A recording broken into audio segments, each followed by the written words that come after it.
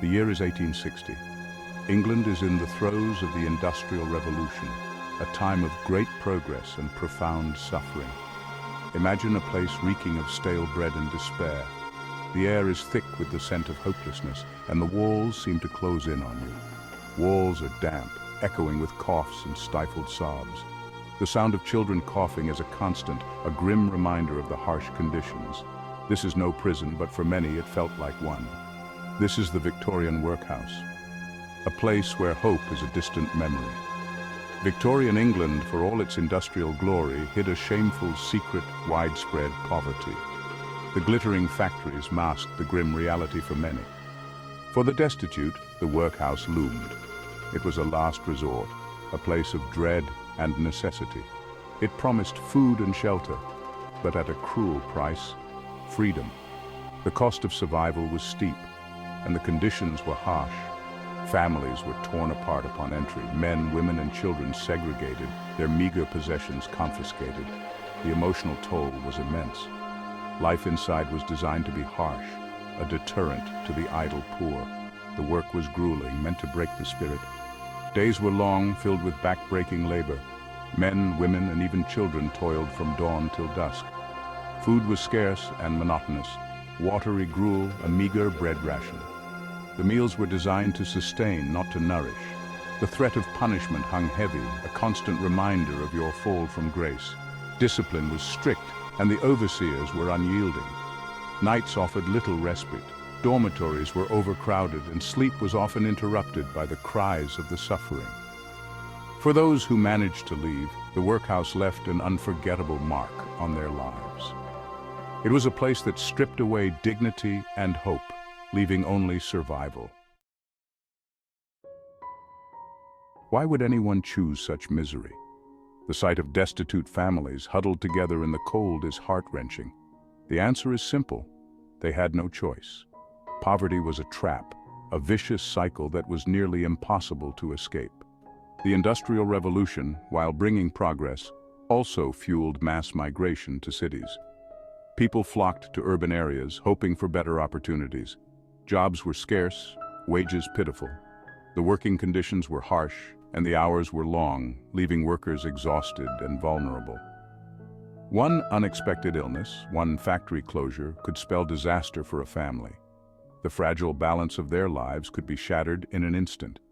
For many, the workhouse became the only option. It was a place of last resort, where the destitute sought refuge. Widows with no means to support their children, families evicted from their homes, the sick and elderly, all were swallowed by the system. The workhouse was a grim reality for those with nowhere else to turn. The workhouse, in their eyes, was a last resort, a desperate attempt to avoid starvation. It was a place of despair, where hope was a distant memory and survival was the only goal. Perhaps the most tragic victims of this system were the children. Separated from their families, they were subjected to the same harsh regime as adults. Schooling, if provided, was basic, designed to churn out obedient workers. Their days were spent in monotonous toil, picking oakum, sewing uniforms, scrubbing floors. The work was often dangerous, and the conditions unhygienic, breeding disease. Many children, malnourished and overworked, simply didn't survive. The line between workhouse and prison was often blurred. Punishments for minor infractions, a dropped plate, a moment of idleness, were severe. Beatings, solitary confinement, and deprivation of already meager rations were commonplace. The workhouse system was built on the principle of less eligibility. Conditions inside had to be worse than the worst life outside. This, it was believed, would deter all but the truly desperate. In reality, it created a cycle of despair, trapping people in a system designed to punish rather than rehabilitate. The unbreakable cycle. The Victorian workhouse was a place of despair and hopelessness, a grim reality for many. Escape from this misery was difficult, often impossible. The conditions inside were harsh, with overcrowded rooms and minimal food. Inmates were discouraged from leaving, seen as a burden on society. They were subjected to hard labor with little to no pay and constant supervision by strict guards. Those who did manage to leave often found themselves back at the workhouse door, unable to find work or afford housing. The outside world offered little solace, as opportunities were scarce. The stigma of the workhouse clung to them, a mark of shame that followed them for life. Society viewed them with suspicion and disdain, making reintegration nearly impossible.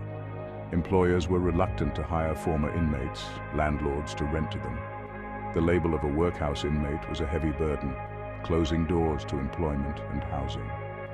The workhouse, designed as a safety net, became a trap, ensnaring generations in poverty. Families were torn apart, and children born into this cycle had little hope of escape, perpetuating the cycle of despair. Scars on society, the enduring legacy. The Victorian workhouse system finally crumbled in the early 20th century, replaced by a welfare state that recognized the need for compassion and support.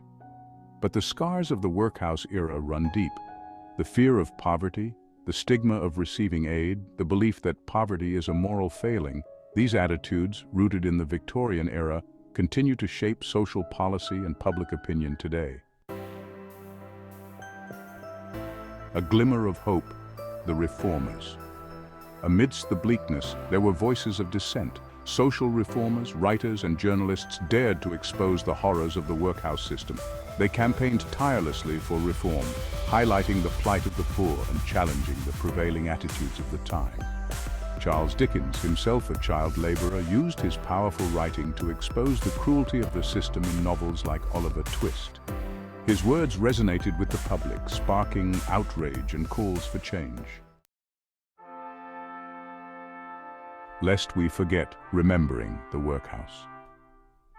The Victorian workhouse stands as a stark reminder of a darker chapter in history, a cautionary tale of what happens when poverty is met with punishment rather than compassion. It is our duty to remember the suffering endured within those walls, to honor the resilience of those who survived, and to ensure that such institutions are never allowed to rise again.